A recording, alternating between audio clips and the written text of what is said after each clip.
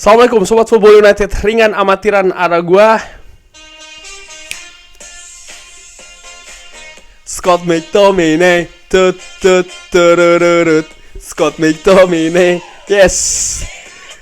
Manchester United meraih kemenangan 3 poin, 2 gol dari Scott McTominay, top skor sementara Manchester United di Premier League. Luar biasa ya Scott McTominay. Ya, Manchester United menurut gua di pertandingan menghadapi Chelsea, periode terutama di babak pertama, mungkin ini merupakan salah satu periode terbaik Manchester United di match musim ini ya. Manchester United tampil menekan, tampil mendominasi, pressing, menyulitkan Chelsea. Peluang sangat banyak sekali. Pertahanan juga cenderung solid. Sehingga menurut gua pertandingan tadi di babak pertama sangat enak untuk disaksikan. Terutama Manchester United tampil dengan tempo yang juga tinggi. Chelsea juga berusaha untuk mengimbangi dengan menampilkan permainan dalam tempo yang tinggi juga. Tapi menurut gua bagaimana kualitas dari Manchester United di babak pertama tadi atau ketika pertandingan tersebut ya, ini lebih baik daripada Chelsea. Seperti biasa review gua mulai dari line up Manchester United atau Erik ten Hag melakukan perubahan di beberapa sisi termasuk di lini tengah dan lini belakang. Pertama adalah Lindelof yang dimainkan dengan mengembalikan lagi nih Luke Shaw ke posisi terbaiknya di back kiri. Di kanan kejutan Diogo Dalot yang lebih dipilih dari seorang Aaron Wan-Bissaka. Harry Maguire pemain terbaik bulan November Premier League ditampilkan dari awal. Dan di lini tengah, nah di sini kejutannya bagaimana Scott McTominay dipasangkan dengan Sofyan Amrabat, Kobbie Mainoo diistirahatkan. Lalu 3 gelandang serang, Bruno Fernandes di kiri, Garnacho di kanan, Anthony, dan di depan Rasmus Højlund.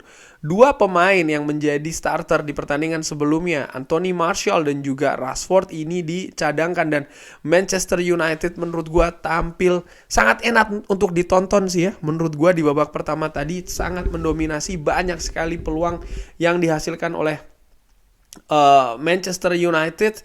Sayang bukan hanya ya tidak tajam, tapi juga kiper dari Chelsea Robert Sanchez menurut gua tampil bagus. Bahkan di menit ketiga Rasmus Højlund sudah mendapatkan peluang, tendangan kaki kirinya di save oleh Robert Sanchez. Puncaknya di menit ke-6 Manchester United sebenarnya punya peluang 99% untuk mencetak gol. Ya, Anthony dijegal oleh Enzo Fernandez di kotak penalti, dan Bruno Fernandes yang sebenarnya punya nilai konversi atau kemampuan mencetak gol ini juga cukup bagus. Dengan gaya biasa ya, agak sedikit melompat tersebut, ternyata tidak mampu mengelabuhi Robert Sanchez yang dengan baik membaca arahnya bola dan melakukan save. Ada bola pantul dari Rasmus Højlund yang sayangnya juga tidak akurat ya, tapi menurut gua Rasmus Højlund terlepas dari satu off goal tendangannya, satu on goal, tapi bagaimana penampilan dari Rasmus Højlund di pertandingan tadi gua beri kredit yang sangat bagus. Kenapa? Pergerakan tanpa bolanya, dia sangat aktif bergerak, menyulitkan para pemain belakang Chelsea untuk mengawalnya. Di sisi lain juga dengan aktifnya dia bergerak, maka dia memberikan banyak sekali rongga-rongga ataupun lubang-lubang di daerah Chelsea yang bisa diisi oleh pemain lain di Manchester United. Dan di babak pertama gue melihat sistem permainan Manchester United, posisi rata-ratanya ya, itu bukan 4-2-3-1, tapi ada perubahan juga yang dilakukan oleh Erik ten Hag, di mana situasinya lebih banyak ke 4-1-4-1. Jadi ada 2 pemain nomor 8, yaitu adalah Scott McTominay dan juga Bruno Fernandes. Kapten Bruno Fernandes tampil luar biasa di pertandingan tadi. Dia ada di mana-mana.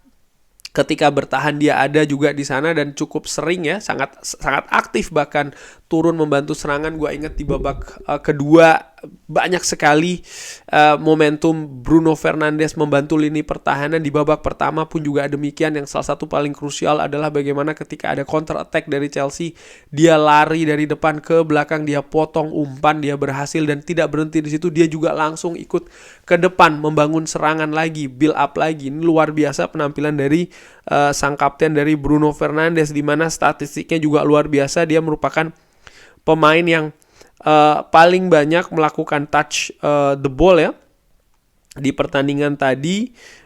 Di sisi lain juga bagaimana umpan-umpan kunci dari seorang Bruno Fernandes ini juga tetap tinggi. Dan di babak pertama tentu saja hal yang paling gua sorotin adalah bagaimana peluang demi peluang yang didapatkan oleh Manchester United yang sayangnya ya tidak bisa dikonversi menjadi gol. Ada gol akhirnya dari Scott McTominay di babak pertama tadi. Artinya maksud gue dari peluang segitu banyak hanya satu gol dari Scott McTominay tepatnya di menit ke-19 dengan proses yang juga bagus ya. Setelahnya Manchester United juga mendapat beberapa peluang tapi tidak berhasil, termasuk juga dari Scott McTominay, ada double save dari Robert Sanchez jarak dekat dan lain-lain. Terlalu banyak peluang. Tapi justru di penghujung babak pertama Chelsea memiliki sedikit peluang ya. Berhasil mencetak gol yang juga cukup bagus oleh Cole Palmer. Bagaimana dia bisa mengelabuhi 3 pengawalnya dalam tanda kutip pemain belakang Manchester United dengan sudut tembak yang sangat kecil. Dia bisa memplacing bola ke sudut gawang dari Andre Onana yang menurut gue tuh sulit untuk di save karena ya Andre Onana praktis juga terhalangi pandangannya oleh banyaknya back Manchester United, ada sekitar 2 atau 3 ya di depan sana, dan placing dari Cole Palmer juga luar biasa menurut gue. Satu-satu ada beberapa momentum di pertandingan tadi yang menarik buat gue saksikan ya. Nomor 1 adalah ketika Manchester United tampil bagus nih, lalu penalti dan gagal. Pada situ gue ingin melihat bagaimana reaksi dari pemain Manchester United. Akankah kendor? Ternyata tidak. Terus ya secara konsisten. Luar biasa. Akhirnya dapatlah gol dari Scott McTominay. Setelah gol dari Scott McTominay, akankah turun? Ternyata tidak. Terus ya sampai banyak sekali peluang didapatkan. Lalu kedua, setelah situasi 1-1, karena gol dari Cole Palmer kan di ujung babak pertama. Ada penurunan tidak? Di babak kedua sempat ada sedikit penurunan di awal-awal babak kedua, tapi tidak lama. Erik ten Hag menurut gue juga jeli dengan mengganti seorang Victor Lindelof diganti seorang Sergio Reguilon. Tujuannya apa? Menurut gue salah satunya adalah bagaimana kecepatan yang dimiliki oleh Sergio Reguilon ini diharapkan bisa meredam ya agresivitas dari sayap-sayap Chelsea. Ada Raheem Sterling, ada tadi juga Mikhailo Mudryk ya kan, yang menurut gue cukup bisa diredam dan dengan mendorong Luke Shaw kembali ke posisi back tengah. Dan luar biasa sih penampilan setelahnya di Manchester United, terutama di memasuki pertengahan babak kedua ya, kembali dominan. Banyak sekali peluang demi peluang didapatkan dan puncaknya adalah tentu saja gol dari seorang Scott McTominay. Tapi sekali lagi ya, bagaimana banyak sekali shoot yang dilakukan di babak kedua ini, total ada 10 shots.